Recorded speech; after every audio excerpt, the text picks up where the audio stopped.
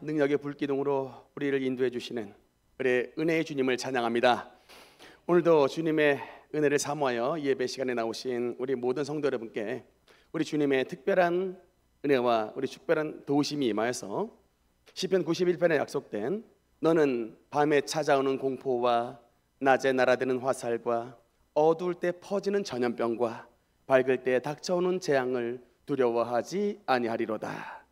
여러분, 지금 나라에 다시금 코로나를 비롯해서 여러 가지 질병들이 재유행을 하고 있다고 합니다. 이런 여러 가지 질병과 여러 가지 재난 속에서 우리 하나님의 특별하신 보호하심의 은혜를 받고 모든 환난과 모든 어려움의 세력들을 이겨낼 수 있는 새 힘이 부어지는 복된 예배 시간이 되시기를 주님 이름으로 축원합니다. 우리 옆 사람과 함께 인사하면서 말씀 시작하겠습니다. 은혜의 주인공이 됩시다. 아멘. 우리는 지금 계속해서 성령 충만의 시리즈에 대해서 말씀을 나누고 있습니다. 오늘은 그 가운데 두 번째 시간으로 우리가 왜 성령의 충만함을 받아야 하는가, 이 주제로 여러분과 함께 말씀을 나누겠습니다. 최근에 프랑스 파리에서 올림픽이 열렸습니다. 우리 여러분, 성도 여러분, 스포츠 좋아하십니까? 좋아하시는 분 끄덕끄덕 끄덕끄덕 많이 하시네요. 여러분, 저희 올림픽 시작할 때에 제일 먼저 어떤 행사를 하냐면 성화 봉송 시간이 제일 먼저 있습니다. 근데 그 성화 봉송의 불이 어디서부터 출발하냐면 그리스 아테네의 신전에서부터 그 불이 출발합니다. 그런데 여러분, 신약 성경이 기록된 이 사도 바울이 전도했던 장소가 바로 이 헬라 문화권, 이 신전이 있었던 헬라 문화권에서 복음을 전했기 때문에 신약 성경이 굉장히 이 헬라 문화에 대한 이야기가 많이 나오고, 그래서 놀랍게도 이 스포츠에 대한 이야기가 성경에 3번에 걸쳐서 이야기가 나옵니다. 어떤 종목이 나올까요? 첫 번째는 고린도전서 9장 24절에 보면 이런 말씀이 있습니다. 운동장에서 다름질하는 자들이 다 달릴지라도 오직 상 받는 사람은 한 사람인 줄 알지 못하느냐. 이게 지금 스포츠 경기의 모습입니다. 100m 달리기를 할 때에 다름질 다 뛰지만 상 받는 사람 하나인 이 다름질, 그래서 이게 단거리 경기의 모습이고, 두 번째로는 26절에 보면 또 싸우기를 허공을 치는 것 같이 아니하며 라고, 이 싸우기라는 단어가 있는데 이게 종목이 권투예요. 지금은 글러브를 끼고 하지만 이 시대에는 세스투스라고 하는 이게 찡이죠, 찡이라고 하는 이거 끼고서 경기해가지고 상대가 항복하거나 죽을 때까지 서로 치고받고 했던 그 경기가 바로 이 복싱 경기, 싸우기 경기입니다. 세 번째로는 에베소 6장에 보면 우리 유명한 말씀인데 우리의 씨름은 라고 하는 이 씨름이, 여러분, 그냥 씨름이 아니라 원어로 보면 레슬링이에요. 원어 성경에 보면 팔레라는 건데 레슬링 경기입니다. 그래서 단거리 뛰기, 복싱, 그 다음에 여러분 레슬링, 이게 3가지가 성경에 써 있다니까요. 사도 바울이 이 성경에다 스포츠 경기를 갖다 놓은 이유가 뭘까요? 신앙생활에 열심을 낼 때에 누구처럼 열심을 내라? 마치 스포츠 선수, 국가대표 선수처럼 열심을 내라고 하는 것입니다. 우리는 하나님 나라의 국가대표들이라는 거예요. 국가에 여러분 딱 태극기가 있는 선수는 자기를 위해 뛰는 것이 아니라 이 대표기 때문에 이 사람이 금메달 따면 우리 전 국민이 기뻐하는 것입니다. 이 대표가 그렇게 된 거예요. 그래서 우리가 신앙생활 할 때에 우리가 마치 달리기를 할 때나 권투를 할 때나 여러분 레슬링을 할 때에 국가대표 선수들이 엄청나게 열심을 다했던 것처럼 주님 안에서 그런 열심을 가지고 살라라는 의미에서 사도 바울이 성경에 이 스포츠에 대한 이야기를 기록해 놓고 있는 것입니다. 그런데 여러분, 이 스포츠 경기 가운데 여러 명의 선수들이 이어서 바톤 터치를 하는 경기들이 있습니다. 대표적인 게 계주고, 수영도 보니까 바톤 터치를 해서 수영을 하더라고요. 계영도 있었는데 그러니까 하나님의 나라의 역사를 이 계주 경기로 비유를 할 수가 있습니다. 구약 시대의 4000년의 역사는 삼위일체 하나님 가운데 특별히 성부 하나님께서 전면에 나서서 역사하셨던 시대입니다. 4,000년간, 구약의 4,000년간 그랬다가 이제 공생이 시작이 돼서 바톤 터치가 이루어졌습니다. 그동안은 성부 하나님께서 전면에 나서서 활동하셨지만 공생의 시대에는 바톤 터치가 이루어져서 아들 예수 그리스도께서 공생의 전면에 나셔서 하나님의 역사를 나타내셨습니다. 그래서 병든 사람을 고치시고 33년간 죽은 사람도 살리시고 귀신 들린 자 고치시고 그렇게 하셨다가 결국에는 이제 하나님의 뜻을 받들기 위해 십자가에 달려 돌아가신 다음 부활하시고 승천하셔서 하늘에 이제 올라가셨는데, 그 다음에 그 아들 예수님께서 이번에 또 바톤 터치를 하셨습니다. 누구에게? 보혜사 성령님께 바톤 터치 하셨던 것입니다. 그래서 그 바톤을 넘겨받으신 성령께서 강림하신 날이 언제다? 지난 시간에 나눴던 오순절 성령 강림의 역사였던 것입니다. 여러분, 그래서 지금 시대는 누가 전면에서 역사하시는 시대입니까? 성부와 성자와 성령 가운데 바로 삼위의 하나님이신 성령 하나님께서 전면에서 역사해 주시는 성령의 시대인 것입니다. 그러니까 하나님 아버지의 사랑과 아들 예수 그리스도의 은혜가 성령님을 통하여 우리에게 전달되게 되는 것입니다. 그런데 여러분, 사실 주님의 제자들의 입장에서는 예수님의 바톤 터치를 원하지 않았어요. 주님의 제자들은 그냥 예수님이 이대로 자기들과 거하기를 원하셨습니다. 그런데 주님께서 이런 상황 가운데서 어떤 말씀을 하셨느냐? 요한복음 16장 7절 말씀에 보니까 한번 같이 읽겠습니다. 시작. 그러나 내가 너희에게 실상을 말하노니 내가 떠나가는 것이 너희에게 유익이라. 내가 떠나가지 아니하면 보혜사가 너희에게로 오지 아니할 것이요. 아멘. 내가 떠나가는 것이 너희에게 뭐가 된다라고 말합니까? 유익이라. 왜 예수님께서 떠나가시는 것이 제자들에게 유익이냐? 여러분, 예수님의 33년간의 공생에는 성육신 하신 상태에서의 공생이었습니다. 그래서 주님을 만나려고 하는데 만약에 예수님이 갈릴리에 계셨으면 반드시 갈릴리로 찾아갔어야 됐습니다. 그랬던 예수님이 이번에는 예루살렘에 계시면 예루살렘에 찾아갔어야 됐습니다.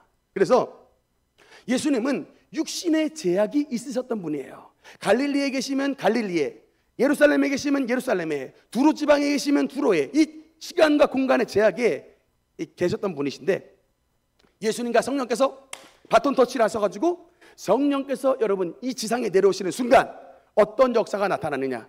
시공간의 제약이 끝나버리게 되는 것입니다. 여러분, 지금 주일날 예배를 우리 능력교회에서 드리지만 서울에서도 드리고 여러분 동경에서도 드려요. 동시에 드립니다. 옛날에 구약 시대에는 여러분, 공생의 시대에는 예수님이 우리 지축능력교회에 계시면 옆에 있는 여러분 삼성교회나 저기 구파발교회는 예수님이 안 계세요. 예수님을 만나려고 다 어디로 와야 됩니까? 지축능력교회로 다 왔어야 됐어요. 근데 여러분, 지금 성령의 시대는 어떻게 돼요? 성령께서, 예수의 영이신 성령께서 동시다발적으로 모든 예수님의 교회에 함께 하시는 것입니다. 동경에 있는 교회도, 대한민국에 있는 능력교회도, 저기 전라도 지방에 있는 교회도, 경상도 지방에 있는 교회도, 제주도에 있는 교회도 성령께서 동시에 예수 그리스도의 영으로 임하여시기 때문에 이것이 바로 예수님께서 떠나시고 성령을 보내셔서 성령이 모든 동시다발적으로 계신 이것이 바로 우리에게 유익이 된다라고 주님은 말씀하셨던 것입니다. 믿으시면 아멘. 그래서 여러분, 성령께서 우리에게 주시는 그런 구체적인 유익이 무엇인가? 여러분, 두 가지로 볼 텐데, 첫 번째 말씀 에베소서 4장 30절 말씀입니다. 우리 한번 같이 읽도록 하겠습니다. 시작. 하나님의 성령을 근심하게 하지 말라. 너희가 구원의 날까지 인치심을 받았느니라. 아멘.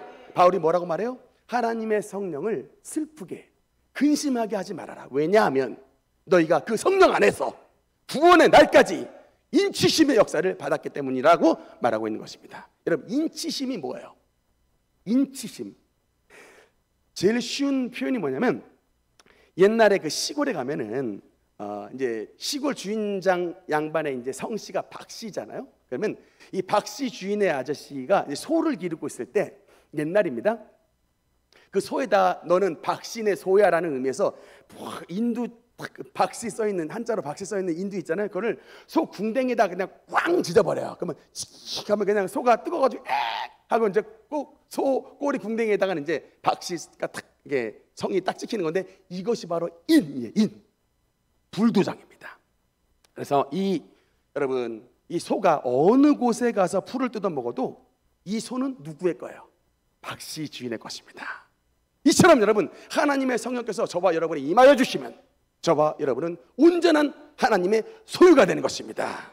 우리가 어디에 있든지 하나님의 소유가 됩니다. 오늘 교회에 와서만 주님의 자녀가 아니라 우리의 가정에서도, 우리가 설거지를 하는 주방에서도, 우리의 직장 생활에서도, 우리의 사업터에서도 여러분의 주인은 하나님이신 것입니다. 여러분은 하나님의 택함받은 주님의 백성인 것입니다. 이것을 도장 찍어주시는 분이 바로 하나님의 성령이시라는 거예요. 여러분, 그래서 마지막 날에 천국 문 앞에 섰을 때 어떤 사람에게 천국의 문이 쫙 하고 열리는 줄 아십니까? 여러분의 영적인 이마에 하나님의 성령께서 찍어주시는 주님의 십자가 도장이 있어야 여러분 천국의 문이 열려지게 되는 거예요. 우리 그냥 교회만 왔다고 다 구원을 받는 게 아닙니다. 교회 왜 옵니까? 구원 도장 받으려고 오는 거예요. 예배를 통하여, 우리가 주님 앞에 드리는 경건 생활을 통하여 하나님의 구원의 확증표 도장을 받아서 천국 가기 위해서 여러분 우리는 교회 다니는 것입니다. 또 우리만 교회 가는 것이 아니라 우리 주변에 있는, 지상에 있는 모든 백성들이, 땅끝에 있는 모든 백성들까지 하나님의 십자가 도장을 받는 하나님의 백성을 만들기 위해서 교회를 세웠고 선교를 하게 되는 것입니다. 우리는 이 사명을 감당하기 위해 이 땅에 태어난 사람들이고 지금 목숨에 붙어있는 사람들인 것입니다. 이것을 꼭 기억하셔야 돼요. 그래서 여러분, 그래서 이마에 인침을 받은, 성령의 인침을 받은 사람인지 아닌지가 너무나도 구원의 날에 중요한데, 그러면 우리가 어떻게 예수님의 성령의 인침을 받은 사람인 것을 알 수가 있느냐, 어떻게 확인해 볼 수가 있느냐? 고린도전서 12장 3절 말씀에 보면 굉장히 중요한 말씀이 있습니다. 여러분, 이 부분은 중요하니까 우리 한번 천천히 읽어보도록 하겠습니다. 시작. 그러므로 내가 너희에게 알리노니 하나님의 영으로 말하는 자는 누구든지 예수를 저주할 자라 하지 아니하고, 또 성령으로 아니하고는 누구든지 예수를 주시라 할 수 없느니라. 아멘. 아멘입니까? 여러분, 성령께서 우리에게 임하시면 예수를 나의 주인이라고 고백할 수 있는 신앙 고백의 힘을 부어주신다고 하는 것입니다. 이 말씀을 보니까 이해가 됩니다. 20년 전에 제가 원주에서 있었던 그 20살 시절에 왜 그렇게 많은 방황을 했던가 참 이해가 돼요. 제가 20살 때에 원주에 1년 정도 머물렀는데, 그때에 교회 가면은, 교회는 다녔어요. 안 빠지고 교회 갔는데, 교회 가면 뭐 했냐면 목사님 말씀 듣고 열심히 기도하면 좋잖아요. 그거는 이제 예배 시간에 맨날 졸다가 이제 청년부 모임 때가 딱 되면은, 청년부에 그때 강도사님의 이름이 원창배 강도사님이셨는데, 이 강도사님하고 청년부 모임 가지고 이제 맨날 디베이트하는 거예요. 맨날 논쟁하는 겁니다. 성경 보고 세상에 이걸 지금 나보러 믿으라고 하는 것이냐고, 아니 어떻게 처녀한테 아들 낳습니까? 막 이러면서 이제 따지기 시작하는, 이제 그랬던 시절이 있었어요. 그래서 그 무렵에 대학생 1학년 때에 경북대에 가는, 그 경북대에서 대학생 수련회가 있었는데, 그 경북대를 가는 기차 속에서 제가 우리 형님에게 고백을 했습니다. 신앙 고백을 한 게 아니고 신앙의 파산 고백을 했습니다. 나 하나님 못 믿겠다고, 안 믿겠다고 파산 고백을 했어요. 근데 제가 나중에 이제 여러 사람들의 간증을 보니까 저만 그런 게 아니라 수많은 성도들이 그런 과정을 거쳤더라고요.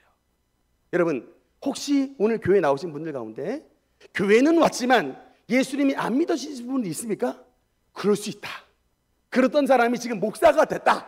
여러분, 여러분에게 그럴 수 있으니까 그걸 이상하게 여기지 말고 어떻게 그러면 이제 예수님을 믿는 하나님의 성령의 사람이 될 수 있는가를 여러분 좀 들어보십시오. 특히 여기에 유명한 간증이 뭐가 있냐면 이 순복음교회 간증이 있는데, 그 지금 순복음교회가 여의도에 있지만 옛날에 그 서대문에 있었던 그 서대문 순복음교회 시절이 있는데, 그 당시에 서대문 순복음교회에 나왔던 성도가 누가 나왔냐면 이기붕 부통령의 주치의였던 상복원 박사가 그 교회에 나왔답니다. 근데 이 양반이 그러니까 말하자면 서울대학교 의과대학 나왔고 미국의 존스 홉킨슨 대학과 동경의 의과대학까지 나오는 완전히, 그러니까 의학으로 말하면 탑을 찍은 분인데, 이 양반이 그냥 술을 너무 좋아해가지고 술을 많이 마시다가 의사였던 이 상 박사가 반신불수가 돼가지고 이제 맨날, 근데 그때 부인이 누구냐면 한국은행 총재의, 그러니까 이제 딸이 부인이었어요. 그러니까 사위, 한국은행 총재 사위로 들어갔던 겁니다. 엄청나게 미인이었대요. 그러니까 이제 몸은 반신불수가 되니까 남자에게 뭐가 찾아왔냐면 의처증이 찾아온 거예요. 맨날 그냥 백칼이 뽑아가지고 목에다 갖다 대고 너 인연 너 딴 놈 팔면 내가 죽여버려, 내가 뱉어버린다고 맨날 이렇게 위협을 했던 그런 시기 속에 이제 왜냐하면 이제 그런 시기 속에 그 부인이 이제 순복음교회 다니니까 하는 수 없이 이제 부인 감시 아니라고 같이 교회를 따라 나왔던 거예요. 그러면서 이제 맨날 교회 들어가지고 또 회칼 꺼내고 너 목사 너 이 새끼 한 놈 팔면 내가 이걸로 아주 그냥 목을 베버릴 거야 라고 맨날 그냥 위협을 하는 막 이제 그런 상황이었는데 그러던 어느 날 다시 또 이게 당회실을 와가지고 문을 두드려서 예배 끝나고 나서 상담을 하는데 조용기 목사님한테 말을 했던 것이죠. 당신 가만 보니까 이마가 번쩍번쩍하고 눈이 반짝반짝하니 상당히 총명하게 생겼는데 뭐 그렇게 거짓말을 하고 사니? 어떻게 처녀가 잉태하여 아들을 낳고 너 그렇게 왜 그런 거짓말을 하고 사니? 그러면서 너 일자리 없으면 내가 취직시켜줄까? 이렇게 말을 하더랍니다. 그래서 서로 간에 막 그냥 서로 막 비난하고 그렇게 지냈는데 그러던 어느 날 이렇게 막 이제 그 상 박사가 예배 시간에 막 울고 있더래요. 그래가지고 속으로 이제 설교하시다가 속으로 생각하기를 아이고 오늘 또 저 부부끼리 싸웠구나. 그 부부가 이제 부부 싸움을 하면 남자가 꼭 우는 날이 많다고 하는데 그러고 나서 이제 예배가 끝나고 왔는데 아이고 상 박사 오늘도 부부 싸움했어. 그랬더니 안 싸웠어 그러더래요. 그래서 그럼 도대체 왜 우냐고 했더니 아니 내가 지금 당신 교회 와가지고 1년간 당신 설교를 들었는데 나 지금 나한테 스키조프레니아에 왔다고. 이게 이제 정신분열증이에요. 분명히 머리는 당신의 말하는 것이 지금 헛소리라고 분명히 생각하고 있는데 마음은 당신의 말이 믿어지잖아. 마음은 뜨거워지고 막 갑자기 눈물이 나잖아. 머리는 안 믿어지는데 마음이 믿어져가지고 지금 네가 정신분열증이 났으니 나 어떡해? 네, 병 고쳐내! 라고 그냥 갑자기 얘기를 하더랍니다. 스키조프레니아 걸렸다고. 그래서 마침 상 박사 아주 잘 되었어. 당신의 병을 스키조프레니아를 고칠 수 있는 아주 명약이 있으니 내가 그것을 주겠소 했더니 그게 뭐야?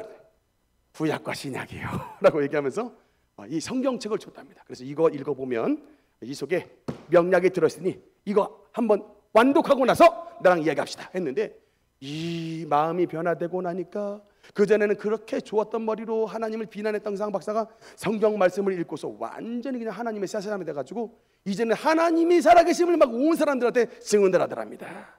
그러면서 이분이 하셨던 말씀이 뭐냐면 엠피비안 애니멀이라고 여러분 이게 양서류과 동물들이 있는데 이 양서류과 동물 이 암컷의 알에 전기 쇼크를 쫙 가면 여러분 이게 수컷 없이도 부화한답니다. 이게 과학적으로 증명이 됐대요.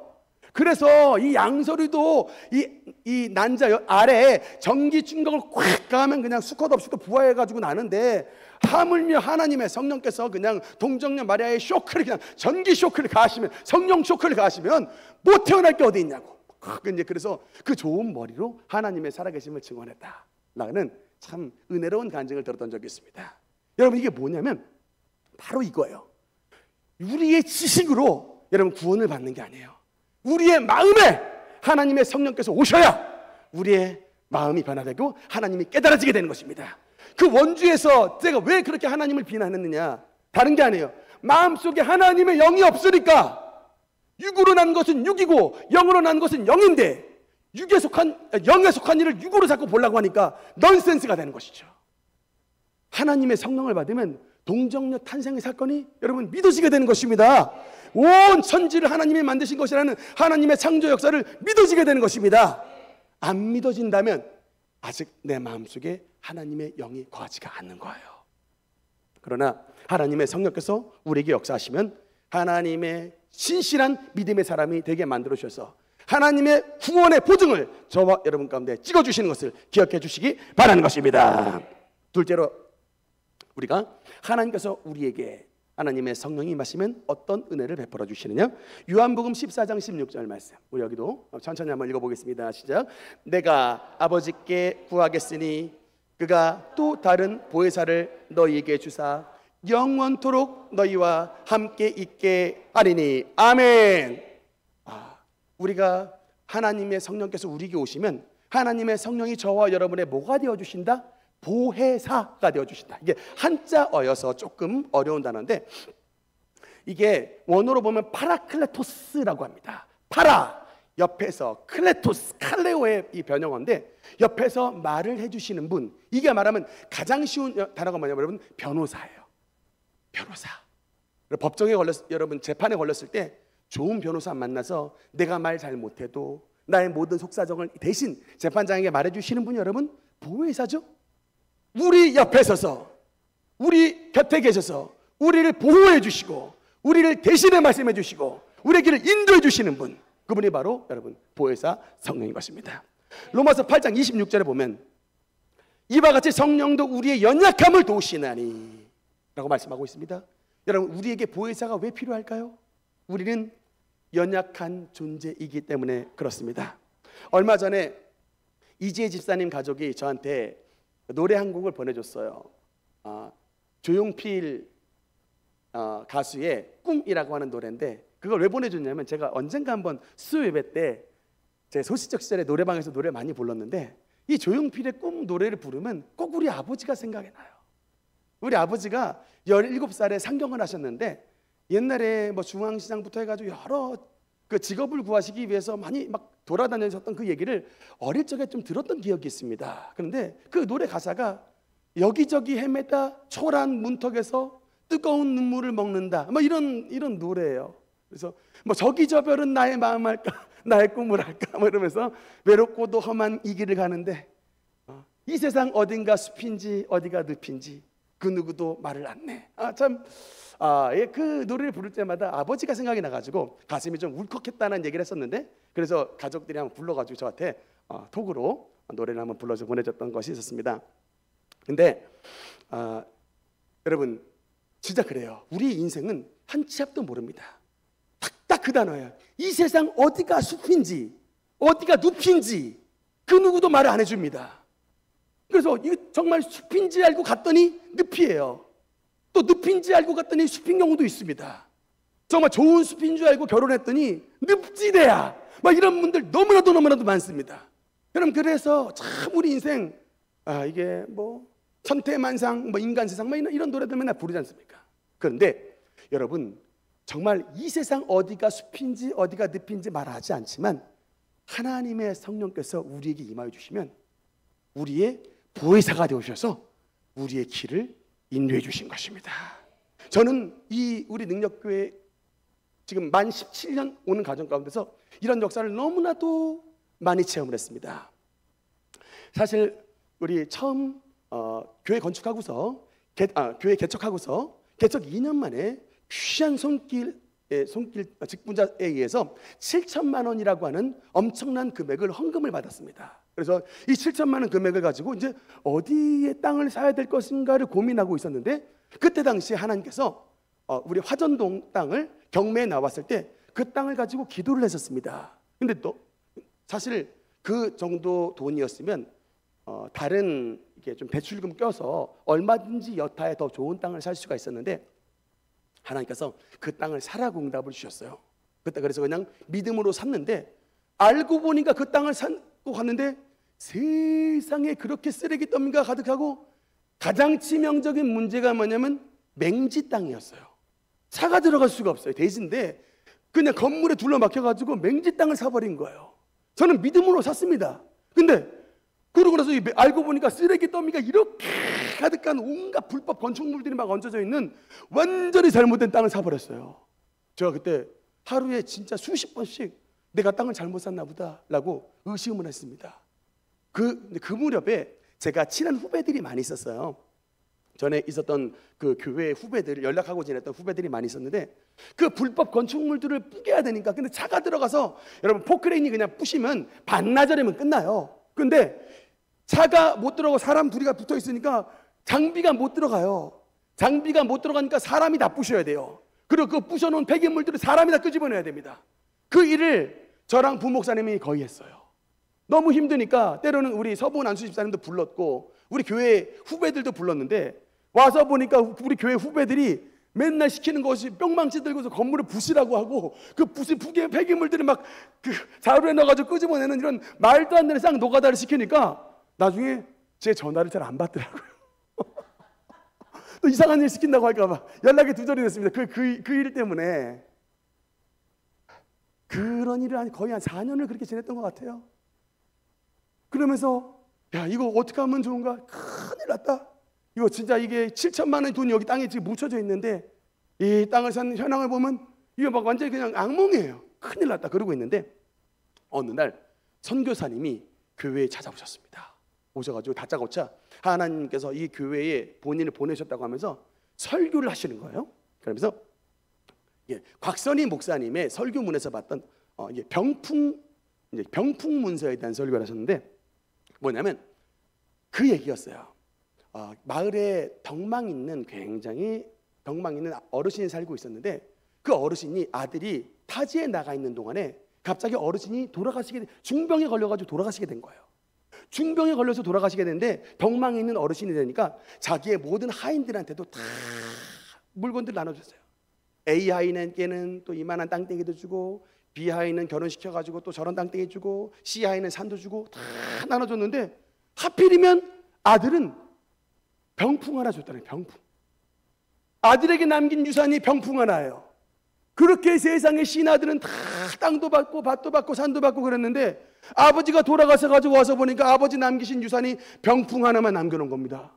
그래가지고 이게 도대체 어떻게 된 것이냐? 아버지가 남겨놓은 유산 이 병풍을 버릴 수도 없고 어떻게 할 수 없어가지고 맨날 지게에 지고 몇 년간 돌아다니다가 어느 날 탁 생각이 나서 동네에 또 덕이 있는 어르신을 찾아갔더니 그 어르신한테 아버지가 세상에 남기신 유산이 다른 하인들은 다 땅도 주고 밭도 주고 산도 주고 했는데 나에게는 이렇게 병풍 하나만 남겨놨습니다. 어떻게 하면 좋습니까? 했더니 아들아, 아드님, 자네 아버지는 참으로 덕이 있으신 분이기 때문에 절단코 이것이 나쁜 걸 주실 리가 없다. 이 안에 아버지의 깊은 뜻이 담겨져 있는 중요한 게 있을 수 있으니까 가서 한번 찬찬히 뜯어보게나 라고 했는데 가서 이 병풍을 어르신의 말씀을 듣고 뜯어봤더니 세상에 아버지가 남겨놓은 이 아들에게 주고자 하는 진짜 핵심의 땅덩이가 그 병풍 문서 안에 들어있다는 거예요.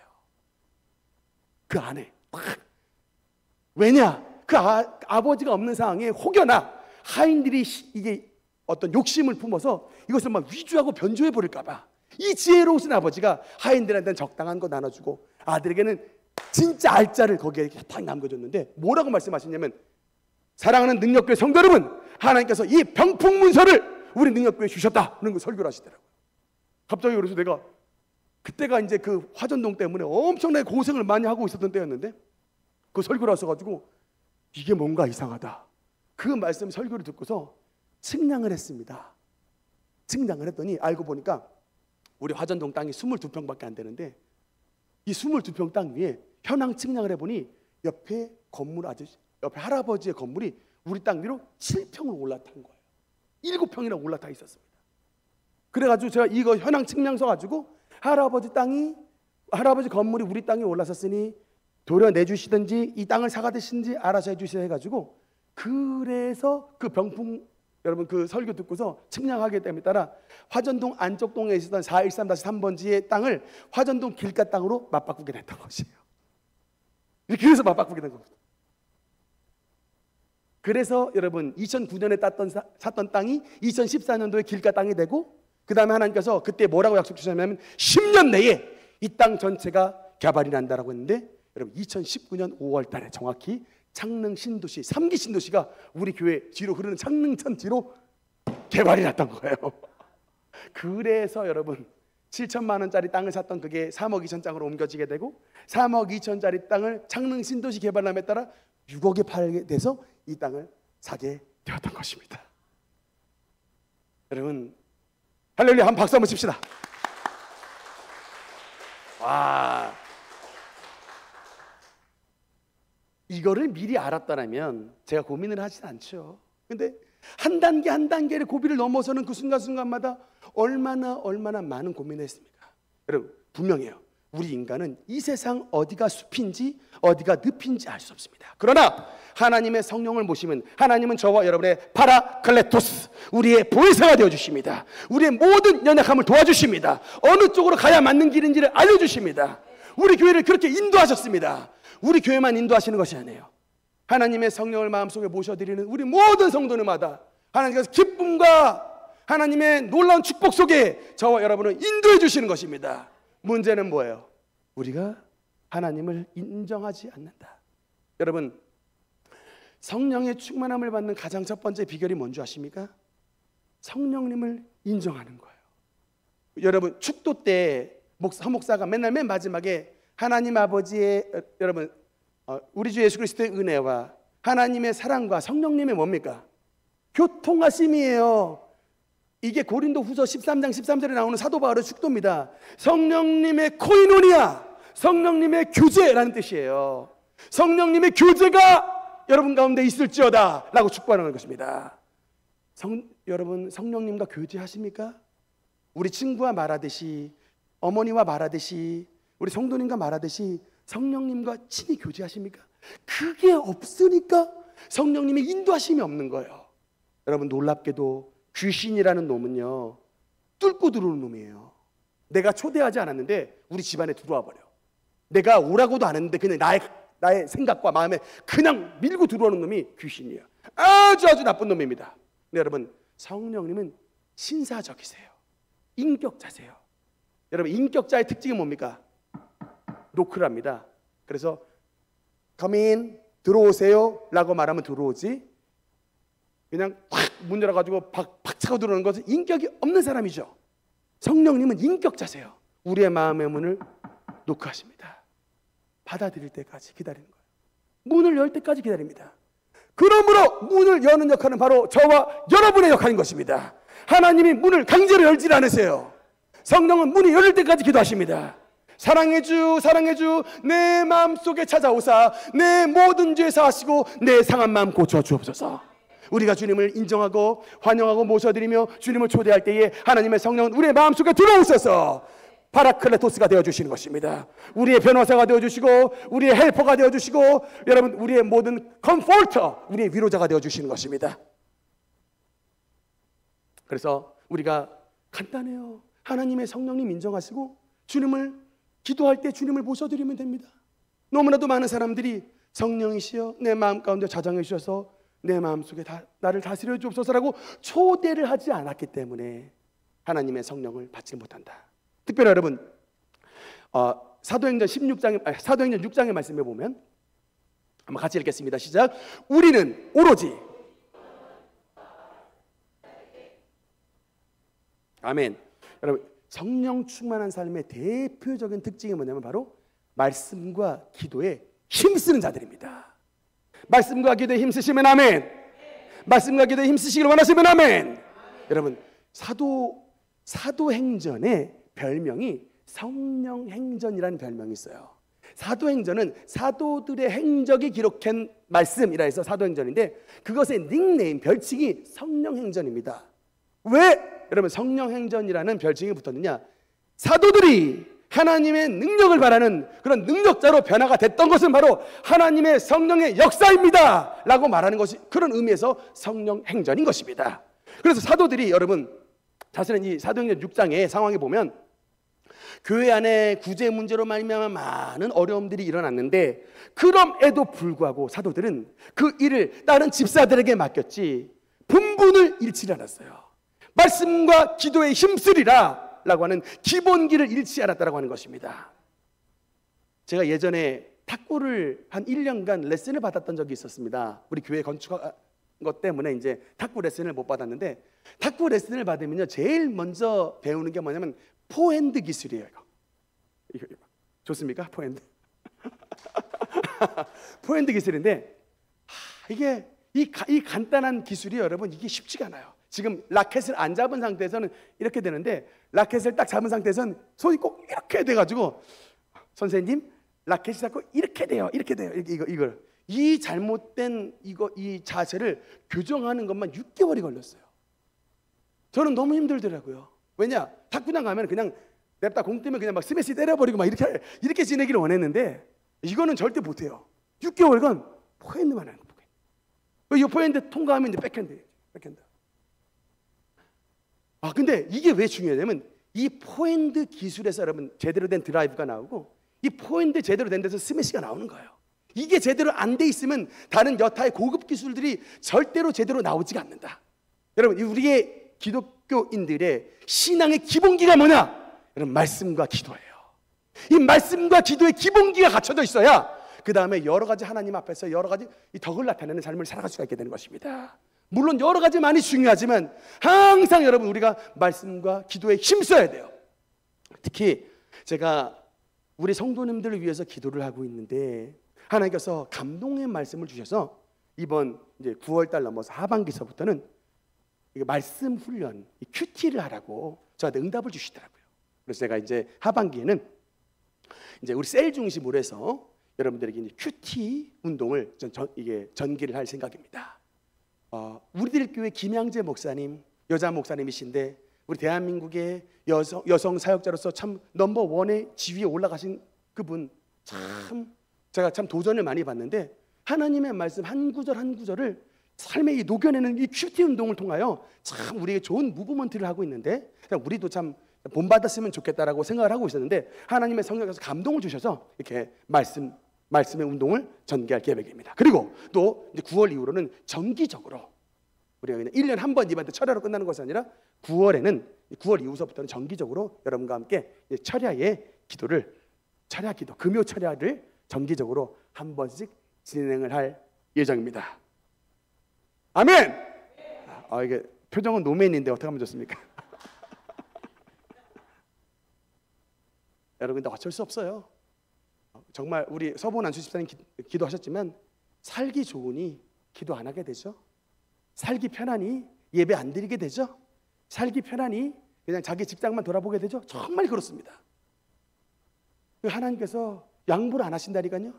우리 좋은 직장 주시고 좋은 가정 주신 것은 니들만 잘 먹고 잘 살라고 하는 것이 아니라 우리 능력교회를 통해 우리 모든 성도님들 통해 하나님의 신 사도행전을 써 나가는 하나님의 성령 운동의 공동체로 하나님께서 세우시기 위해 우리 교회를 세워주셨는데 너무나도 안타깝게도 그 사명을 잊어버리고 자기 직장조차 자기 학업조차 자기 가정조차 하는 사람들이 너무나도 많이 있다. 안 돼요. 우리 다시 정말 우리 모든 능력교회 성도님들 다시금 하나님의 사명을 감당할 수 있도록 주님 앞에 기도와 말씀으로 승리하시는 우리 모든 성도가 되시기를 주님 이름으로 축원합니다. 결론의 말씀 맺겠습니다.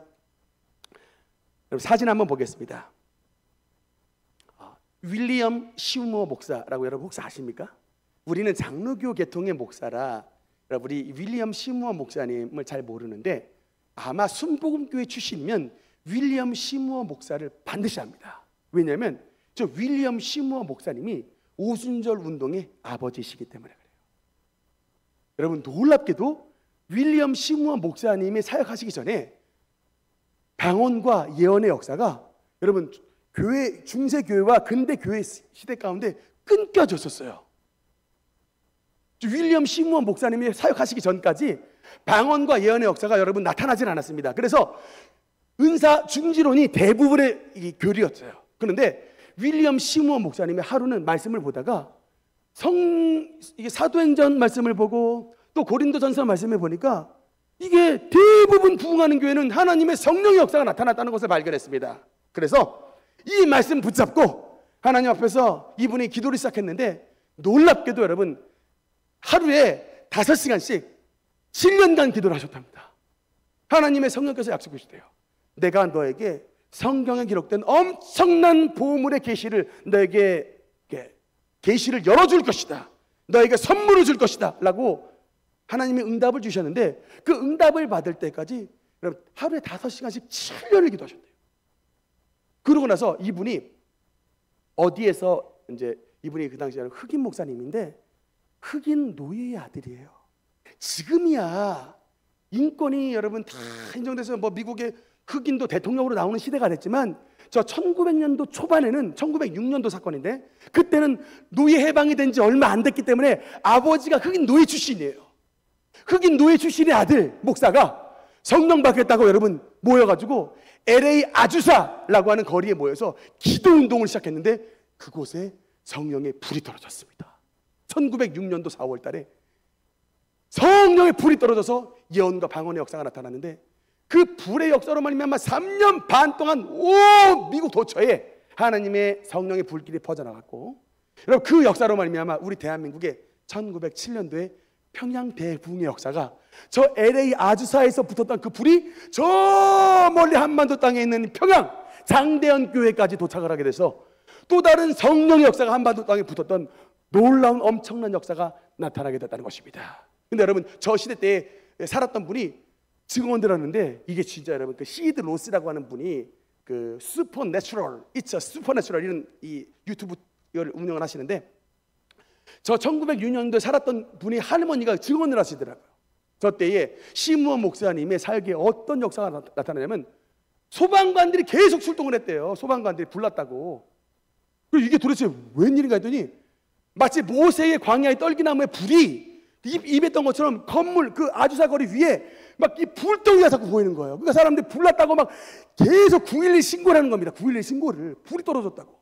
근데 이게 그냥 이런 불이 아니라 진짜 성령의 불이 그 건물 위에 붙어가지고 뭐 정말 여러분이 믿으실지 모르겠는데, 막 부부싸움 해가지고 귀가 떨어졌던 여자가 막 귀가 새로 나기도 하고요. 팔이 아예 없었던 사람이 팔이 막 쫙 나타나서 팔이 막 살이 붙은 그 영상들이 있어요. 그 아주사거리 대부흥에 보면 이런 막 턱이 막 이렇게 빠져나가가지고 막 이렇게 턱이 이렇게 밥도 못 먹게 이렇게 생겼던 턱이었는데, 그러니까 어떤 자매가 거기서 탁 터치 하면서 안수기 해줬더니 그 턱이 사람들 보는데 그냥 정상으로 돌아 붙어버리더랍니다. 그러니까 말하자면 정말 예수님 시대 때나 나올 법한 이런 어마어마한 기적들이 아주사 대부흥의 역사로 말미암아 나타났는데, 그것의 출발점이 저 흑인 목사인 윌리엄 시모 목사님이에요. 그리고 저것에 영향을 받아서 여러분 여의도 순복음교회가 저 오순절 계통의 교회입니다. 여러분 세계에서 지금 가장 기독교 프로테스탄트의 가장 큰 교세가 있는 데가 바로 오순절 교회인데 몇 명의 성도냐? 6억 명입니다. 6억 명이에요. 장로교는 1,000만 명 늘 정도인데 100년간 오순절 계통은 6억 명의 성도가 됐어요. 지금도 여러분 저 남미나 저기 뭐 또 동남아나 그렇게 막 의료 치료가 잘 못 받는 곳에 하나님의 엄청난 기적들이 나타나는데, 그 출발점이 됐던 분이 바로 윌리엄 시무어 목사님인데, 그 윌리엄 시무어 목사님의 기적의 출발은 바로 하나님 앞에 간절한 말씀과 간절한 기도의 운동을 통하여 하나님의 성령의 불이 전 세계로 퍼져 나갔다라고 말씀하고 있는 것입니다. 저는 하나님의 성령 운동의 역사가 우리 지축 능력교회와 우리 모든 성도들 가운데 나타나게 되시기를 주님 이름으로 축원합니다. 기도하시겠습니다.